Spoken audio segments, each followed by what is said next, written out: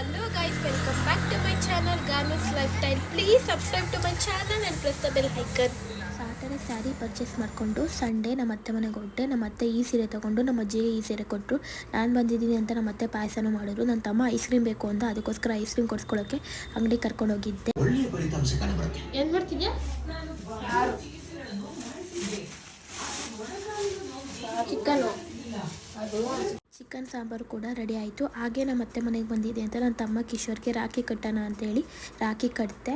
ರಾಖಿನೂ ಸಹ ತೊಗೊಂಡೋಗಿದ್ದೆ, ರಾಖಿನೂ ಕಟ್ಟಿದೆ. ಅವ್ನು ನನಗೆ ಗಿಫ್ಟ್ ಕೊಟ್ಟ, ಪೆನ್ ಬಾಕ್ಸ್ ಗಿಫ್ಟ್ ಕೊಟ್ಟ. ನಾನು ಅದನ್ನು ಸಹ ತೊಗೊಂಡೆ. ನಂತರ ಯಾವುದೋ ಆಸನ ಮಾಡಿದ್ದನ್ನು ನೋಡಿ ಕಂಡಿಡೀರಿ ಹೇಳಿ ಆಮೇಲೆ ಡಾಮಿನೋಸಲ್ಲಿ ಪಿಜ್ಜಾ ಆರ್ಡರ್ ಮಾಡಿದ್ದು, ತೊಗೊಂಡು ಪಿಜ್ಜಾ ತಿಂದು ನಂತರ ಕಬಾಬ್ ಮಾಡಿದ್ರು. ನಮ್ಮ ಅತ್ತೆ ಕಬಾಬ್ ತಿಂದು ತುಂಬ ಈಸಿ ಮತ್ತು ಸಿಂಪಲ್, ಯಾರಾದರೂ ಸಹ ಆರಾಮಾಗಿ ಮಾಡ್ಕೊಂಡು ತಿನ್ಬೋದು. ನಮ್ಮ ಅಕ್ಕ ಟೇಸ್ಟ್ ನೋಡೋಕ್ಕೆ ಅಲ್ಲಿ ಟ್ರೈ ಮಾಡ್ತಾಯಿದ್ಲು ಹೇಗಿತ್ತು ಅಂತ. ತುಂಬ ಚೆನ್ನಾಗಿ ಬಂದಿತ್ತು ಕಬಾಬು. ಊಟ ಮಾಡಿ ಮಲ್ಕೊಂಡು. Thank you so much for watching.